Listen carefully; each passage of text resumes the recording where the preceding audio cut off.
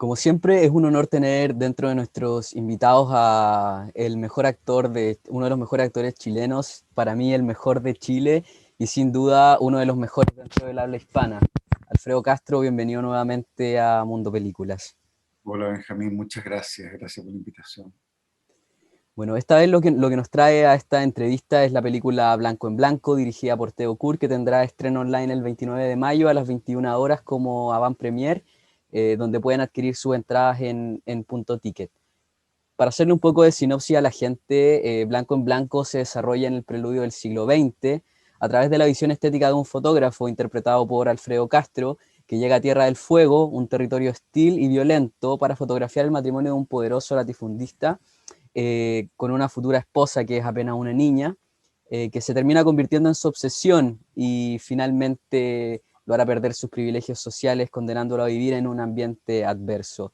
Esa es la sinopsis que nos presenta la nueva película de Theo Kurt, ganadora de varios festivales y que hizo un recorrido importante previo a la pandemia.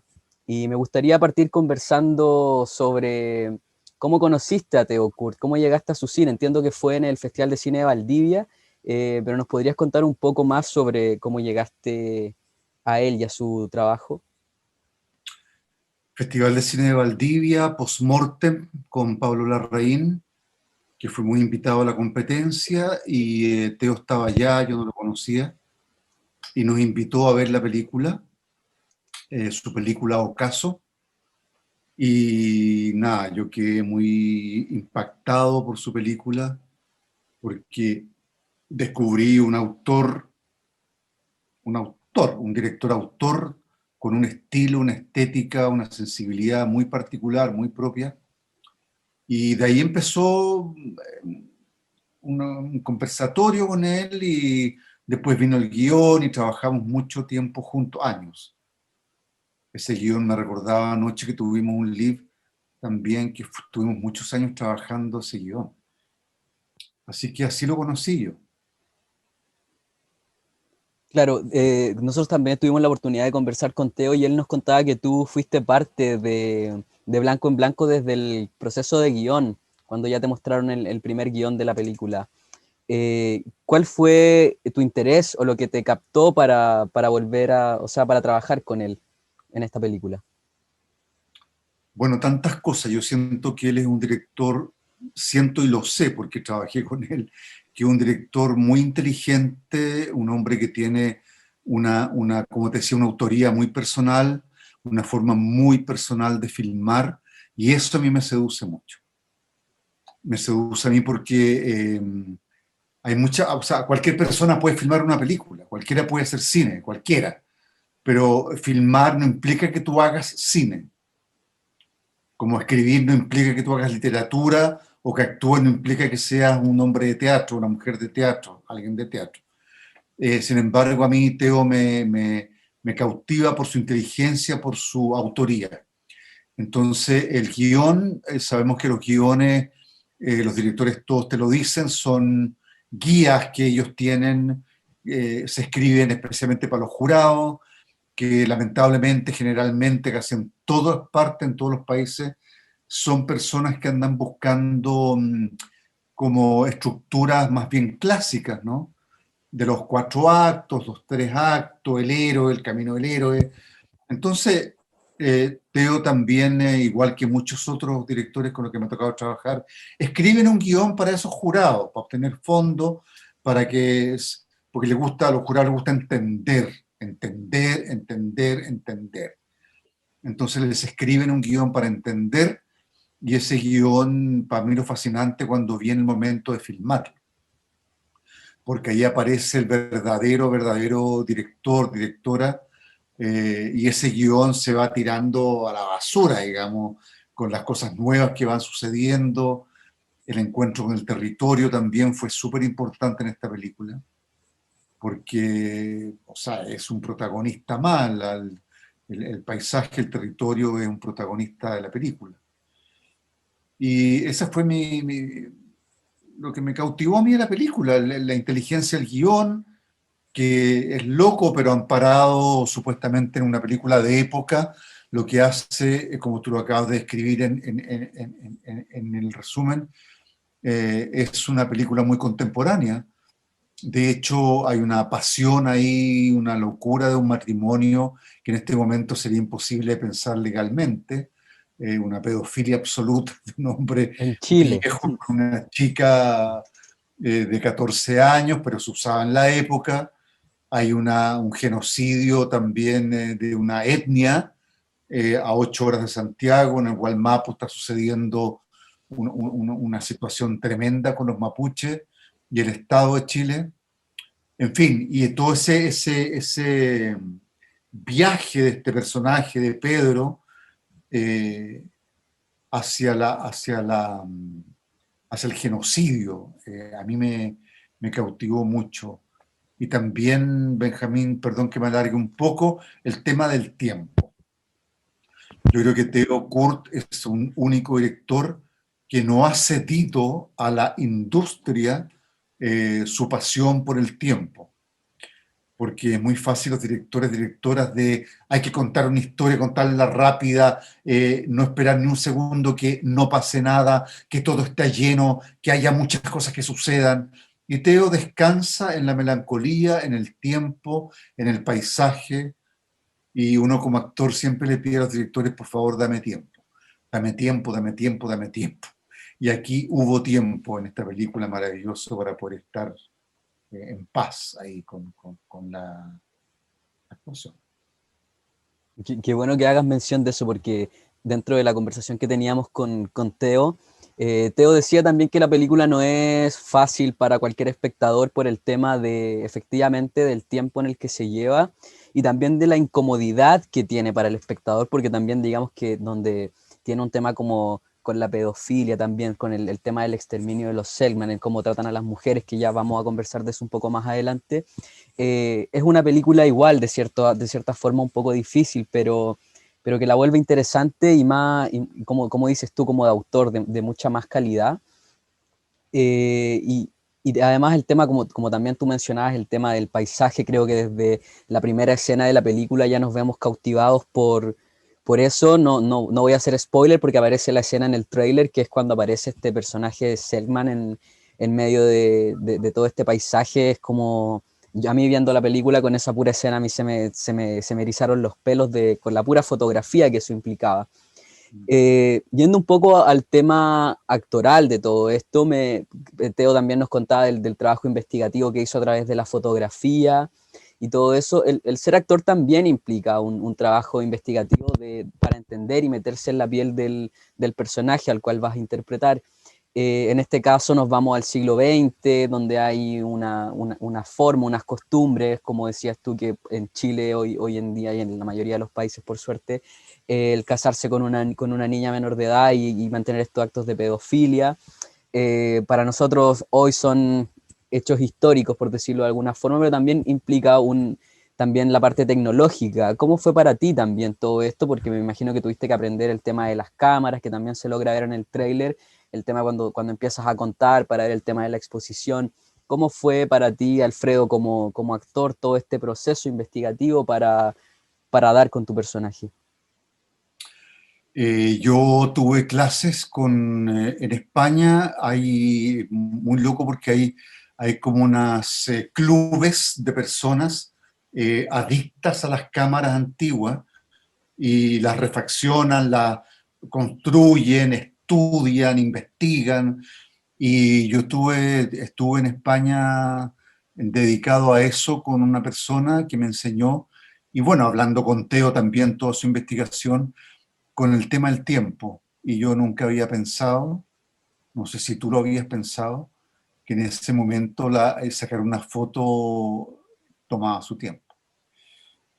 Entonces, súper loco porque ahora nos tomamos por lo menos 50 fotos al día, las perdemos, las botamos, las transamos, las regalamos, se olvidan, en fin, todo lo que tú sabes. Y sin embargo, en ese momento sacar una foto era parte de un ritual, era un ritual en sí mismo, tanto el que sacaba la foto como el que posaba la foto. Entonces las fotos que empezamos a ver con Teo, él empezó a decirme evidentemente que eran fotos posadas, no eran fotos naturales, así espontáneas, Y ahí uno empieza a pensar, claro, vivíamos en otro tiempo, en otra dimensión del tiempo. Y eso te ha trasladado a la película de manera para mí magistral, así, o sea, el tiempo que tiene la película, el tiempo de la fotografía.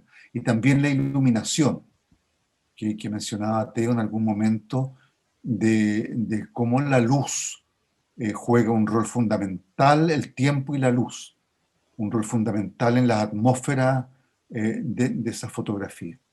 Entonces mi preparación fue, por un lado, técnica.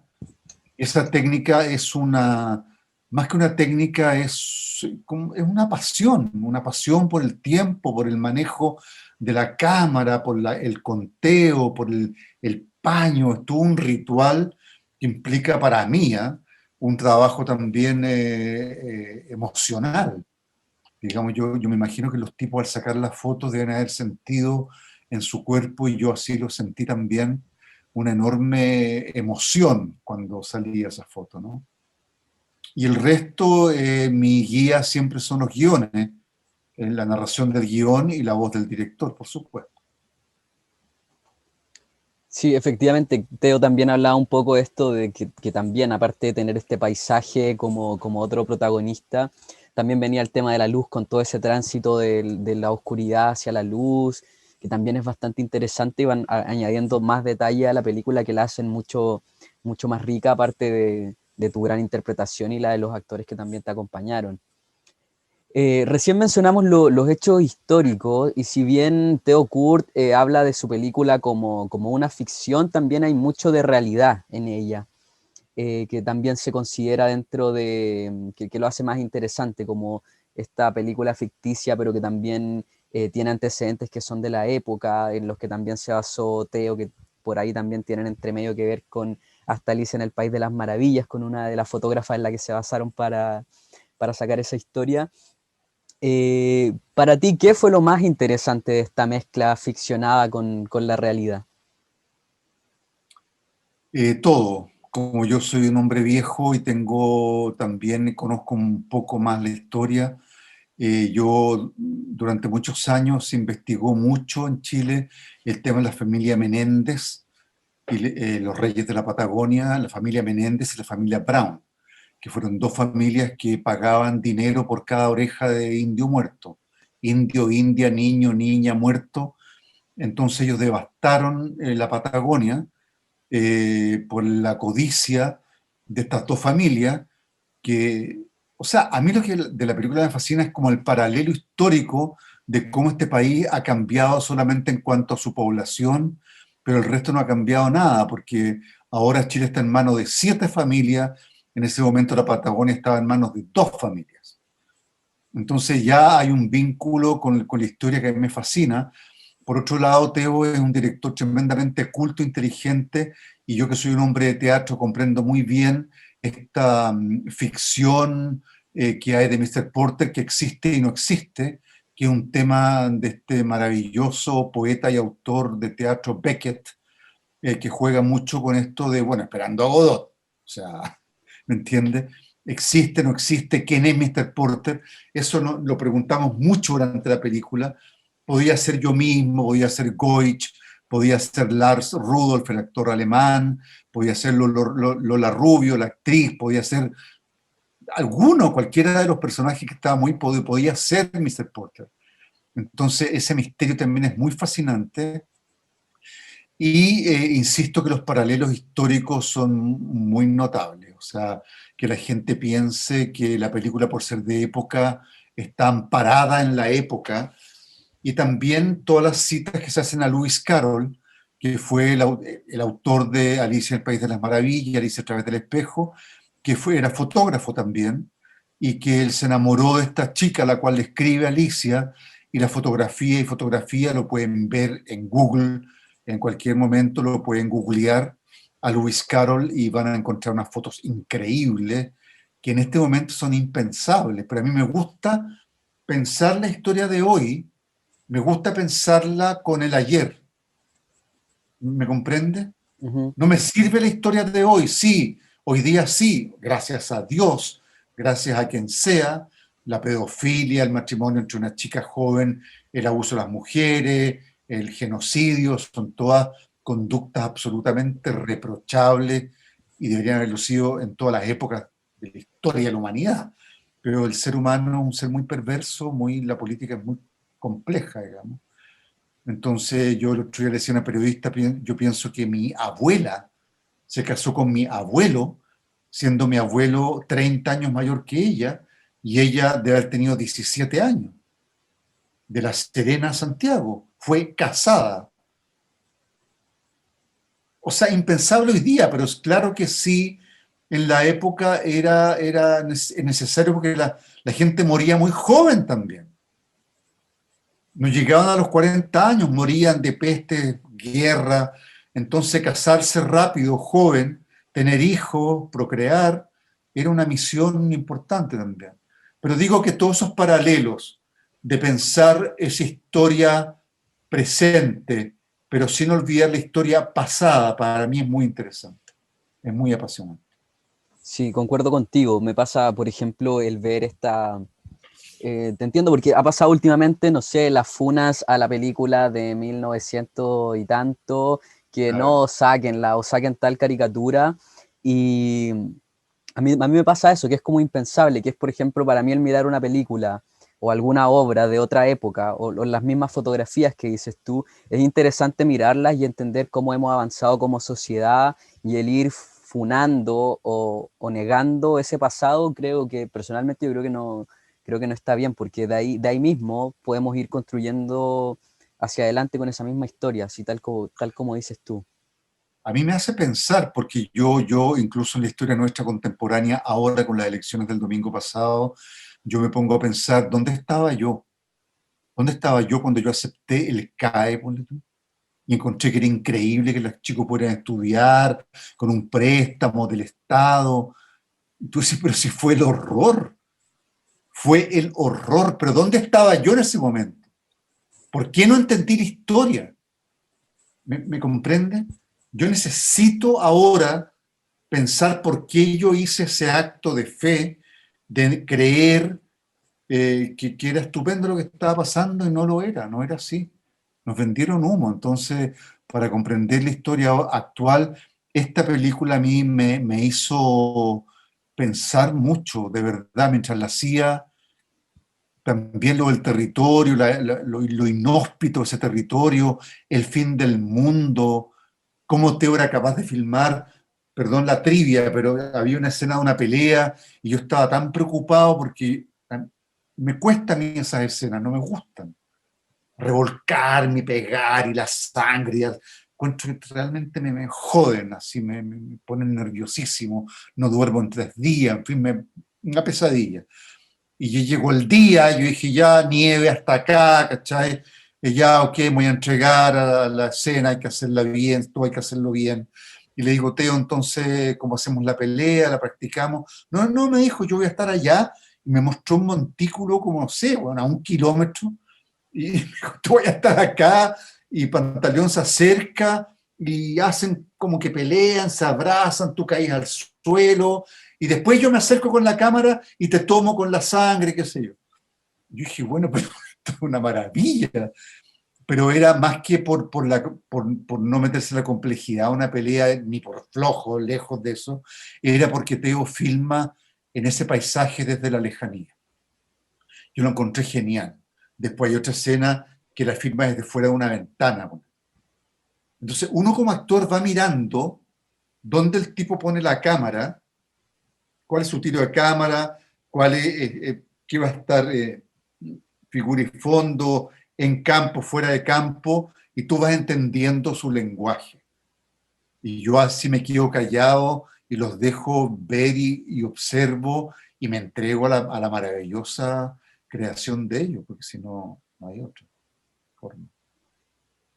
No, sin duda. Además, la forma que tiene de filmar Teo es realmente increíble.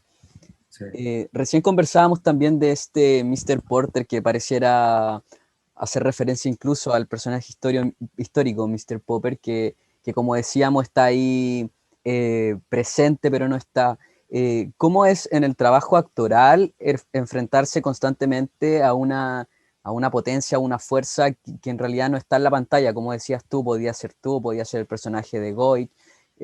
¿Cómo es eso en el nivel actoral? ¿Implica algo adicional el enfrentarse a un personaje que no está presente?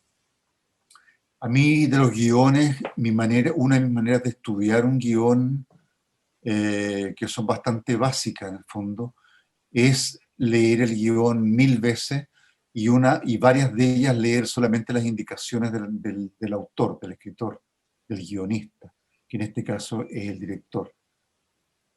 Entonces, leyendo las indicaciones, a mí yo he trabajado siempre en teatro en todas partes con el fantasma. El fantasma desde el punto de vista psicoanalítico, digamos, como eso que tiene tanta importancia y presencia como el consciente y el inconsciente, como el estar y no estar. Y para mí esa figura de Mr. Porter funcionó como un tema emocional. Yo en todas las escenas que hice con Alejandro Goich, ponle tú, las hice pensando, él es Mr. Porter. Todas las escenas que hice con Lars Rudolph, yo pensaba, él es Mr. Porter, me está engañando. Entonces, yo soy Mr. Porter también. O golpear la puerta de una casa donde se prenden las luces, pero no aparece nadie. También eso repercute en la emocionalidad de un actor, por lo menos en mí. Entonces, yo trabajé emocionalmente con esa figura inexistente del fantasma, que a mí es un tema que me apasiona mucho. Qué buena, qué interesante también ir conociendo y también que vamos acercando a las personas que están viendo esta entrevista al cómo se interioriza un actor para llegar a lo final que van a poder ver todos ustedes este 29. Vuelvo a pasar el dato, pueden comprar sus entradas para la premier de Blanco en Blanco en Punto Ticket. Alfredo, por otro lado, y algo que también le hiciste mención, es el tema de los pueblos originarios. Tú eres un hombre que yo sigo en redes sociales, he tenido la oportunidad de compartir contigo también, y sé el respeto que tienes también por esto. ¿Qué significó para ti el realizar esta obra y filmar en el mismo territorio donde fueron exterminados los Selkman? Y de ahí también aprovecho de hacerte la otra pregunta, que también se sabe del tema de la limpieza étnica, como tú mismo mencionabas, con fines económicos, por parte del gobierno chileno también para la época en donde se ambienta la película. ¿Y qué te pasa a ti al ver cómo se trata actualmente a los pueblos originarios, donde hacemos un paralelo, como también lo hiciste tú para esta película, y que finalmente vamos avanzando en ciertas cosas, pero en otras cosas pareciera que seguimos igual? Mira, Benjamín, es muy interesante para uno como actor ir tejiendo históricamente los temas y las cosas que a uno lo han apasionado en la vida.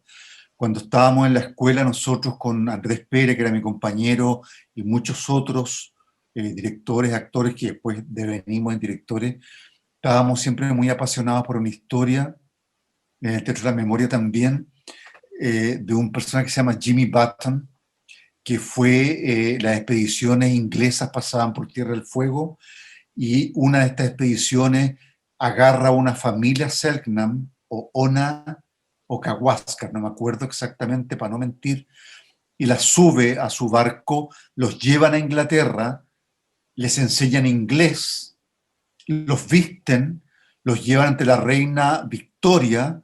La reina Victoria los recibe como estos museos humanos, estos zoológicos humanos, y les regala un juego de té. Esto sucede durante varios años, no un día para otro. Piensa cuánto se demoraba un barco en llegar de Tierra del Fuego a Inglaterra.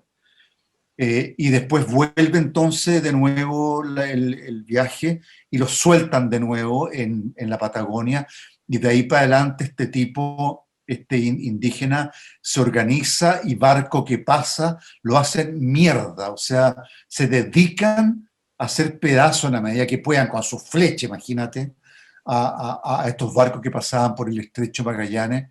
Había toda una historia ahí que es muy linda, que la puedes averiguar en internet, debe estar entera, de libros, fotografías, cuadros, pinturas, de todo este zoológico humano que se recogió ahí. Y a mí siempre me apasionó esa historia, la encontraba como que el ser humano era bastante cerdo, como que, ¿dónde está el ser humano? Y sigue siendo Sí, igual. Entonces, yo no puedo, como te digo, entender la historia de hoy si no he entendido o no he conocido la historia de ayer. Porque, claro, ya no hay más Selknam, no existe la lengua, nadie la rescató. La música Ona, por ejemplo, yo alguna vez tuve acceso en una obra que hice a la música, que hay un chico en el Museo de Arte Precolombino que de alguna manera, no sé cómo, investigó y rescató algunos sonidos originarios de esa música y que es increíble.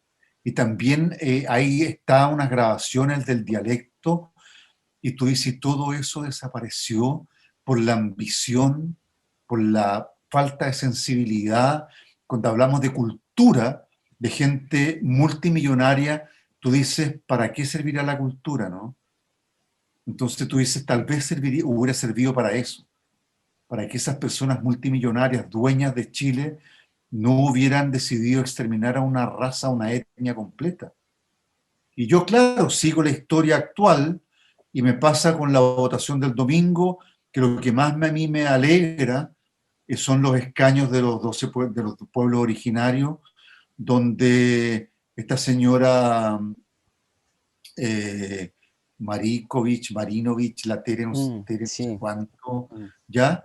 Y va a Nefasto. tener que escuchar a la Machi. O sea, no le queda otra.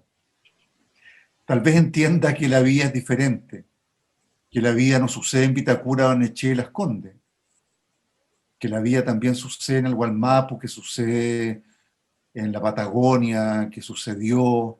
Entonces a mí eso me apasiona mucho esta película, de cómo alguien, un joven de ahora puede ver esta película y pensar qué loco ese territorio, ¿eh? Qué loco lo que ahí pasó, cómo vivían. Es que tú no te puedes imaginar las condiciones que filmamos y ellos estaban vestidos con sus pieles de animal. Y yo, imagínate, con doble capa, con North Face, con toda la huevada, no soportaba el frío, atravesando, no sé, weón, hectáreas caminando con el viento pegándome en la cara. Yo dije, de repente me voy a ir al suelo. Esta cuestión es insoportable. Y tú dices, hay gente que vivió acá y vivía 8 meses de este clima y vivían, y vivían y tenían hijos y casaban y hacían fiestas, ceremonias. Entonces a mí me ayudó a entender y emocionarme porque después de 1 año y medio encerrado, pensar cuando filmé esa película a mí me emociona, pensar que estuve en esa naturaleza, donde la tierra, el horizonte no es plano, el horizonte es curvo, el horizonte hacia el fondo es curvo, y tú dices la tierra es redonda, y yo nunca me he detenido un segundo a pensar en eso porque estoy eh, tan al día, tan tecnológico, ¿no? Que no he tenido tiempo de pensar, como lo he pensado en este 1 año y medio de encierro, en que la naturaleza existe. Sí, es cierto. Teo también nos hacía el comentario de que allá la luz entra solamente por una parte y que eso le ayudó mucho también en la fotografía de la película. Y claro, también pasaba por esto de pensar cuando uno ve la película, cómo Alfredo no se cagó de frío actuando ahí, Casi no mirándolo. morí, pero es que los actores somos locos, los actores no existe el frío ni la nieve. No, de verdad que hay una escena en que sale en el tráiler que estamos armando un poco, levantando los cercos, y esa escena yo pensé que me iba a morir. O sea, la velocidad del viento y el golpe de los granizos en la cara y en todo el cuerpo era impactante. Yo dije, me voy a caer al suelo, me voy a morir acá. Pero los actores somos locos, los actores somos parte del paisaje y atravesé finalmente. No lo lograste y el resultado sin duda que es increíble. Otra cosa de tu personaje que también es interesante, que también es interesante dentro de la película y la mirada que le da Teo, es que en algún momento los espectadores terminamos convirtiéndonos en el lente de la cámara de Pedro, que es tu personaje. ¿Cómo, cómo se maquina ese trabajo? Me imagino que va completamente ligado de la mano del director, con tu interpretación, el llevarnos de cierta forma en una parte de la película a ser unos espectadores, que también como lo conversábamos con Teo finalmente, que también es lo mismo que me generó el efecto de la película de Algunas Bestias, donde tú también actuaste, que esto de repente, que también va un poco con lo que decía Teo, el incomodar al espectador también, de estar ahí como mirando desde un costado, viendo las cosas que están sucediendo, que también pasa actualmente, el que estamos mirando las cosas en redes sociales, viendo cómo todo pasa sin poder hacer nada. Y también se lleva a la película, que también es algo que pasaba en Algunas Bestias, como te mencionaba, el que somos espectadores, pero estamos ahí sin poder hacer nada, mirando como un poco voyeristas lo que está sucediendo, sin poder intervenir ante las injusticias que estamos mirando dentro de la pantalla. ¿Cómo fue todo ese proceso finalmente y cómo es el llevar al espectador desde, en este caso, desde el lente de Pedro?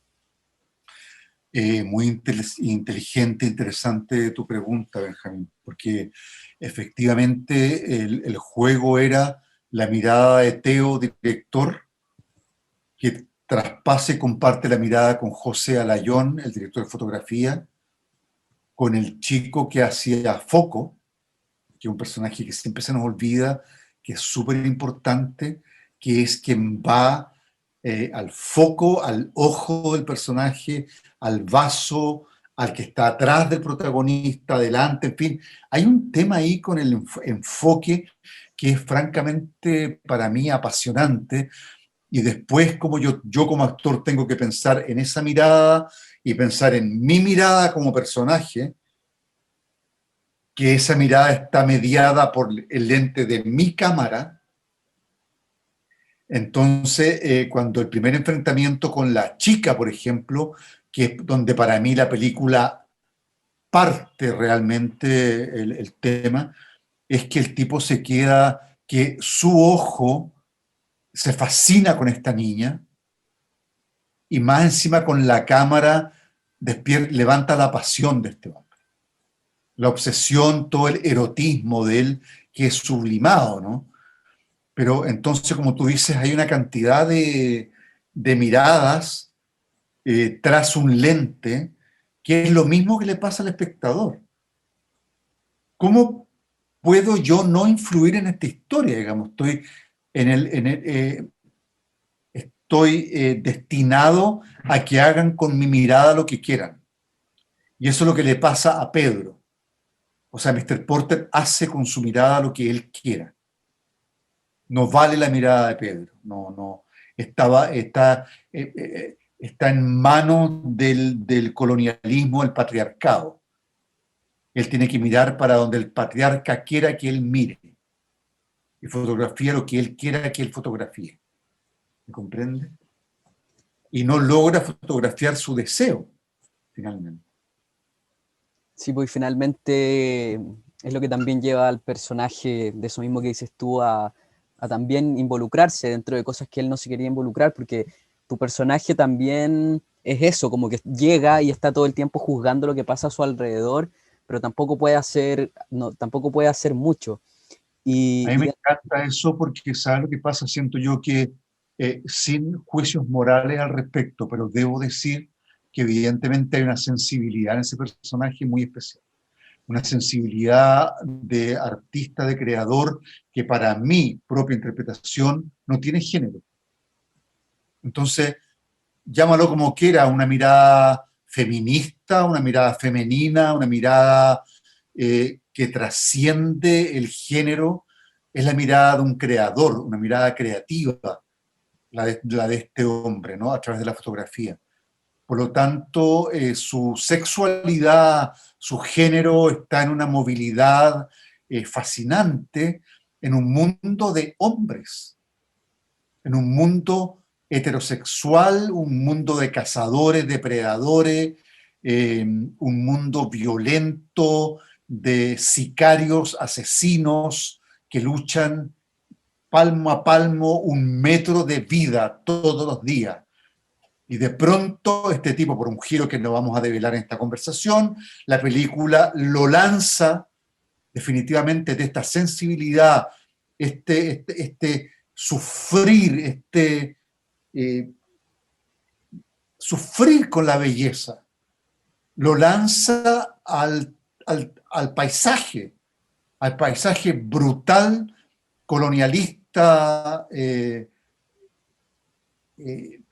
patriarcal, salvaje, sicario, criminal de este mundo de hombres, ¿no? Que para mí es muy fascinante y es la mirada de Teo.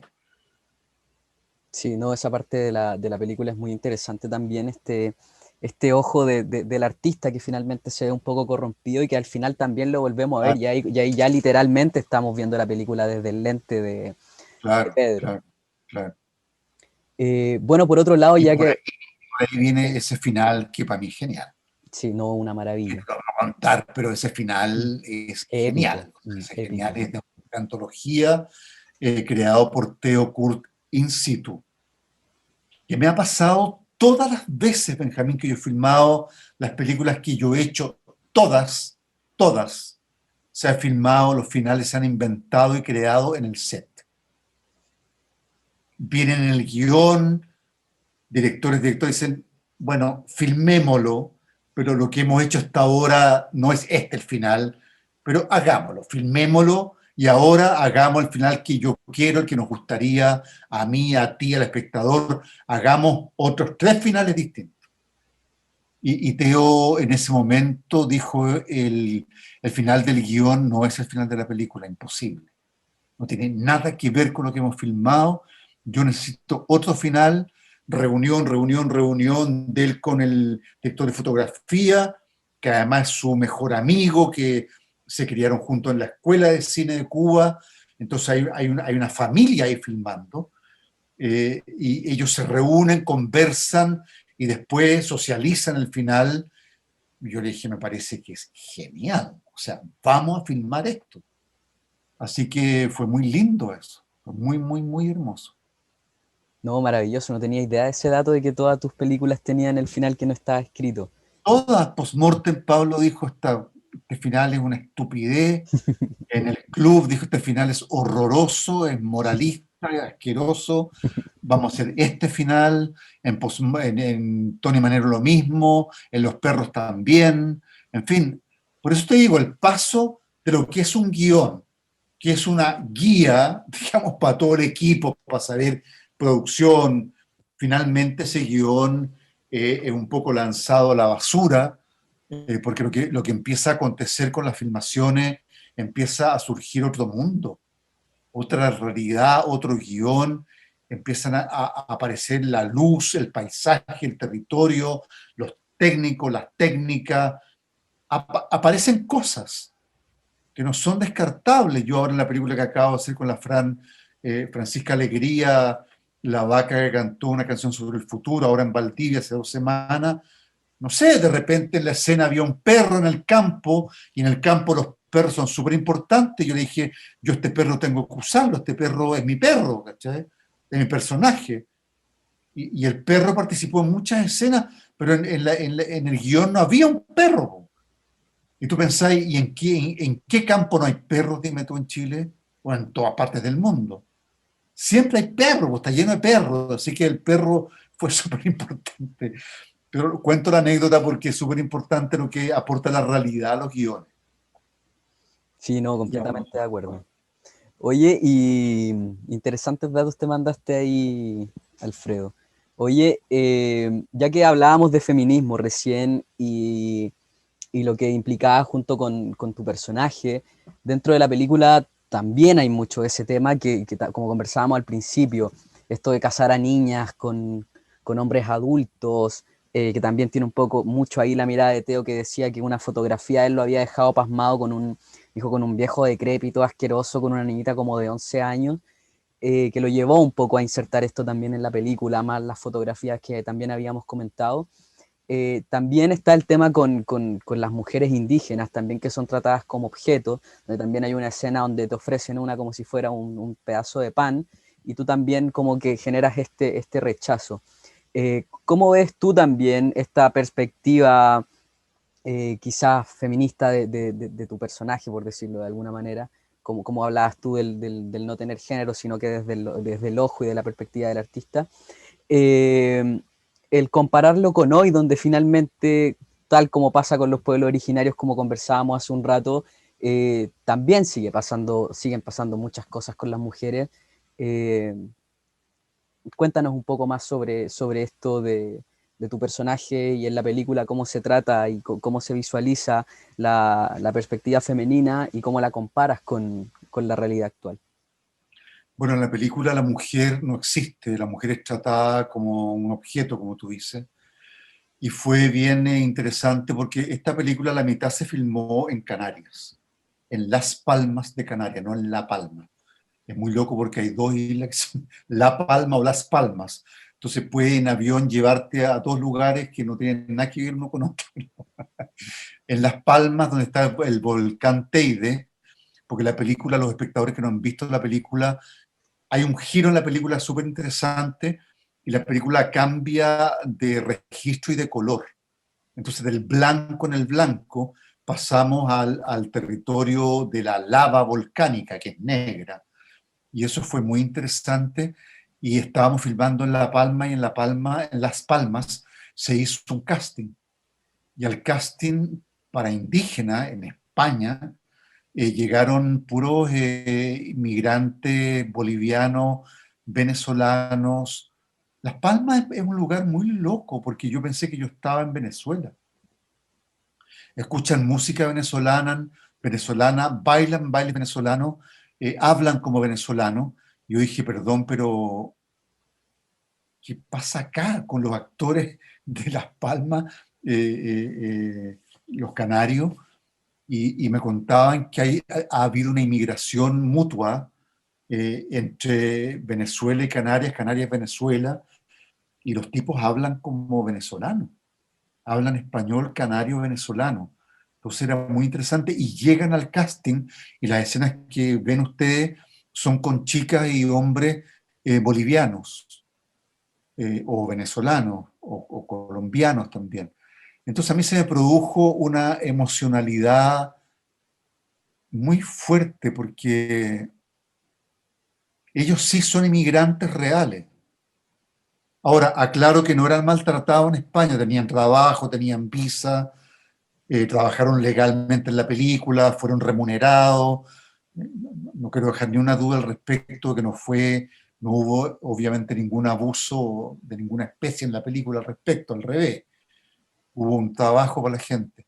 Pero me produjo a mí emoción de pensar que hay un mundo inmigrante también y que estaba siendo llamado, convocado a, a que esa gente era tratada en su territorio como inmigrante y que el colono, el alemán, el español, el chileno, los trataba a ellos en su territorio como inmigrantes, como, igual que ahora.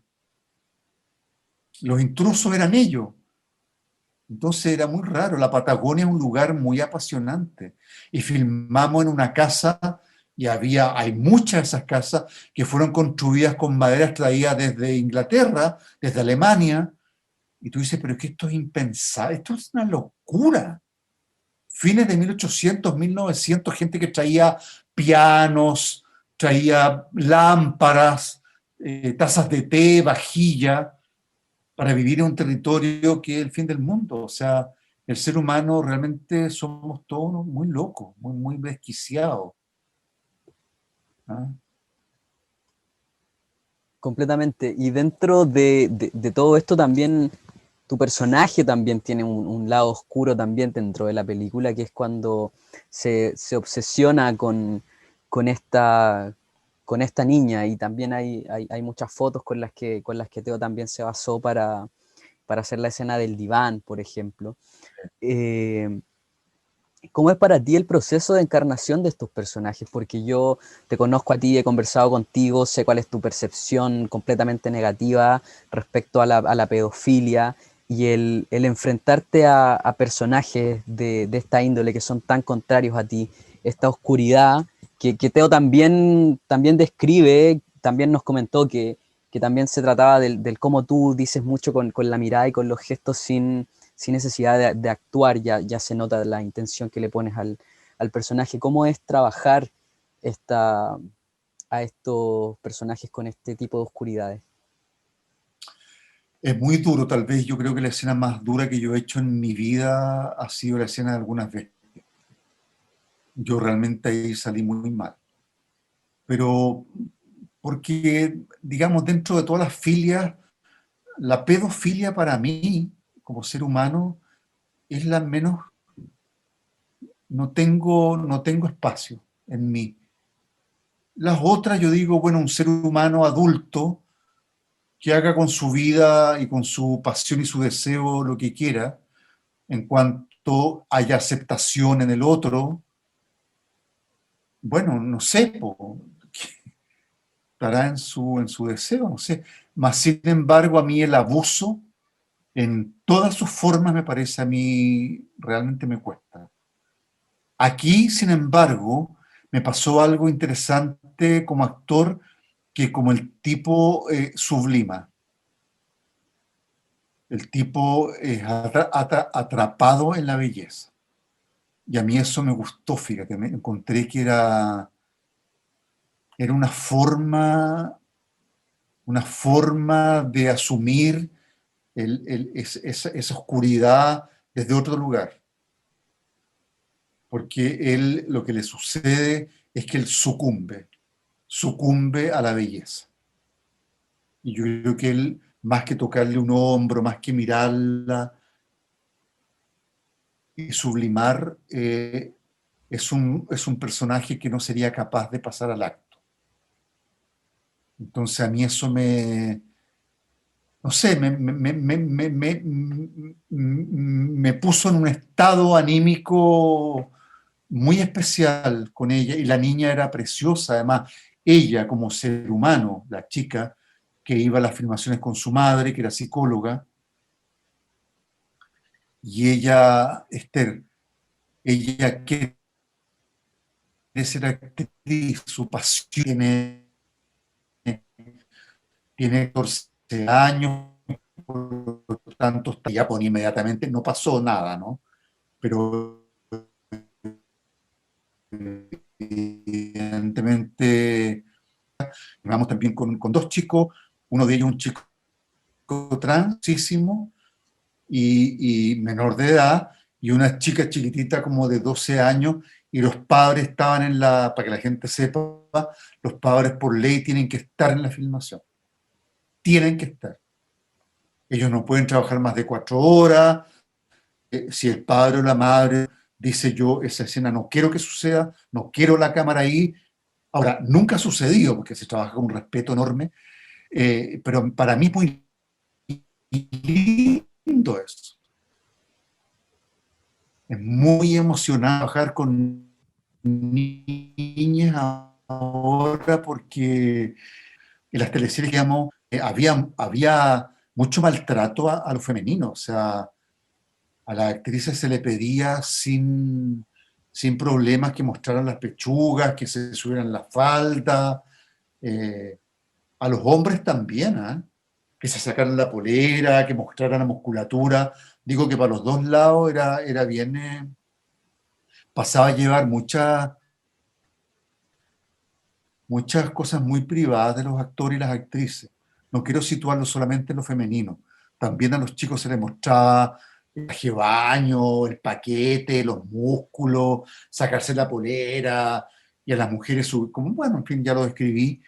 Entonces, para mí ahora es súper emocionante que esa historia haya cambiado y que estemos trabajando con el respeto y el cuidado que siempre debimos haber trabajado. Pero yo, insisto, no hubiera entendido la historia de ahora sin haber vivido la historia anterior. ¿Me entiendes? Sí, Entonces, lindo eso de... sí, Teo también nos contaba un poco de esto que decías tú, de que Esther estaba con la mamá, que tampoco era actriz. Entonces aquí nace también mi otra pregunta, que tiene que ver con el trabajo actoral, porque Teo también nos contó que habían muchas chicas bolivianas dentro de la película. Hubo mucha diversidad dentro del set, como decíamos, esta actriz, o sea, esta niña que no era actriz, que estaba con su madre, el equipo que sacaron en Canarias, que eran estas chicas bolivianas. eh, el chico alemán también, tú, Alejandro.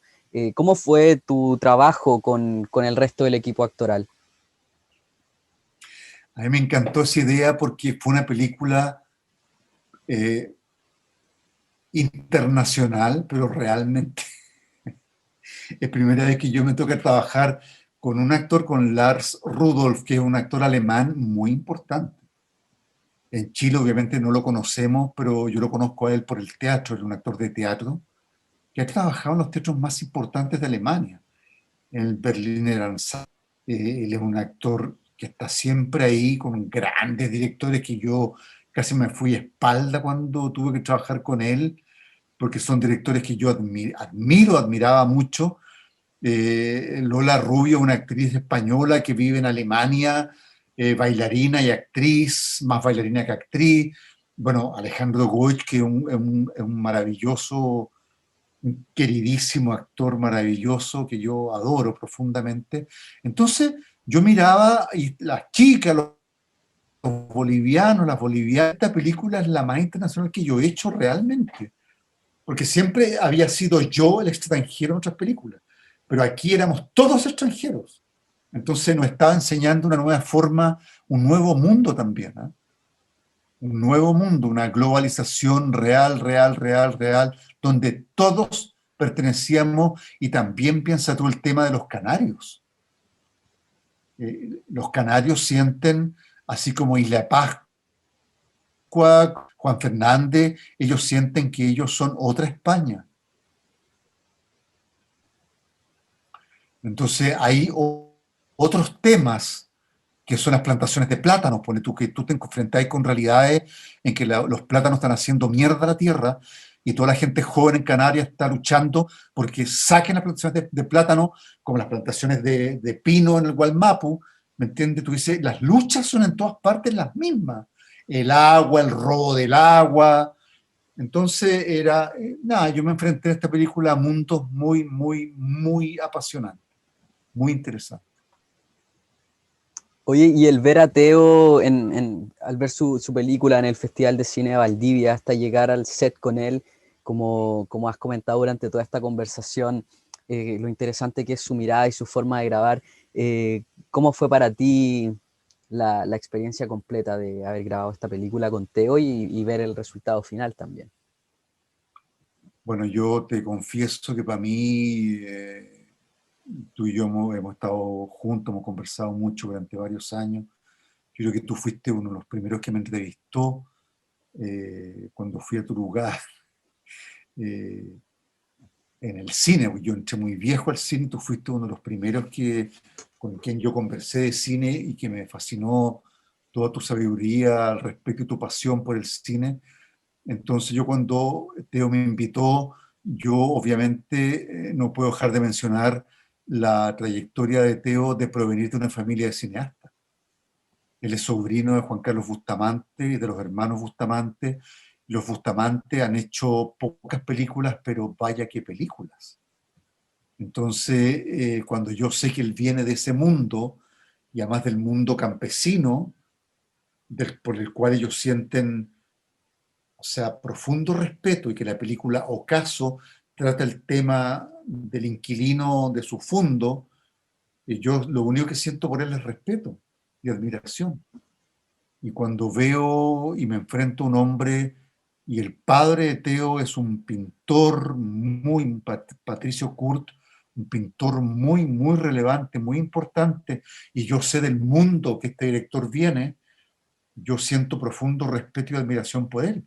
Y la sigo sintiendo, y ahora que hablamos, cuando hacemos los live, esto, y Teo es un hombre brillante.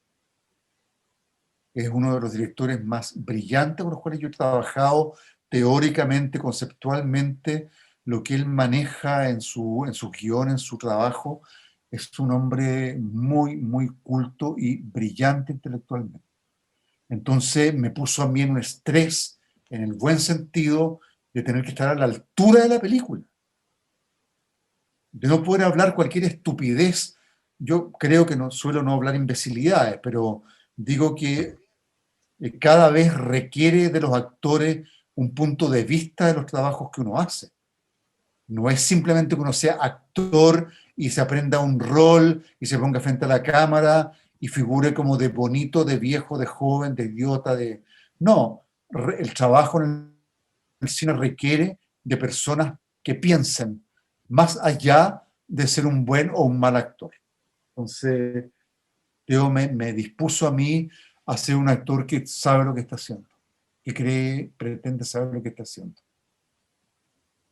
No, y el resultado se ve claramente en blanco, una película, sin duda, bueno, yo tuve la posibilidad de verla el año pasado en Samfic, sin duda una de lo mejor que he visto en el último tiempo, así que de verdad la gente que está mirando esto, un estreno completamente imperdible. Y para ir cerrando, Alfredo, sé que eres un hombre muy, muy ocupado también. ¿Qué significa para ti finalmente, después de todo esto que hemos conversado, el tema de cómo se mezcla la historia del pasado con el presente hasta lo que hemos llegado a hacer hoy, que también da esa mirada a la gente joven, como decías tú, el pensar hoy día estar luchando por los escaños de los mapuches, de haber salido a la calle a pedir los derechos de todos los chilenos, y ver una película como esta también nos lleva a contemplar que hace muchos años atrás también sucedían las mismas cosas, el cómo hemos sido partícipes también de errores del pasado, eh, el rol de la mujer dentro de la sociedad, como también ha ido evolucionando. Eh, la maravillosa actuación que te mandas tú con el resto de tus compañeros del elenco, la maravillosa fotografía de la película, la mirada media boyerista en la que nosotros también nos hacemos partícipe de esta historia. ¿Qué significa para ti, en resumen, Blanco en Blanco? Está sonando mucho tu micrófono, algo pasó. Eh, significa un poco una venganza, en el buen sentido de la palabra, casi shakespeariana. Digo por la votación del día domingo. Yo creo que lo que pasó el día domingo es que un pueblo entero se alzó en una venganza contra un sistema neoliberal tremendamente dañino que nos ha hecho mucho, mucho daño. Y que impone, como tú dices, una mirada distinta de un país que creían dormido, un país que creían del cual eran dueños y dueñas, y un país que les dijo que no era así, que la Asamblea Constituyente está formada por mujeres jóvenes, por profesores, por gente del Gualmapu, por hombres, mujeres, niñas, niños, jóvenes, de, muy plural, muy heterogéneo.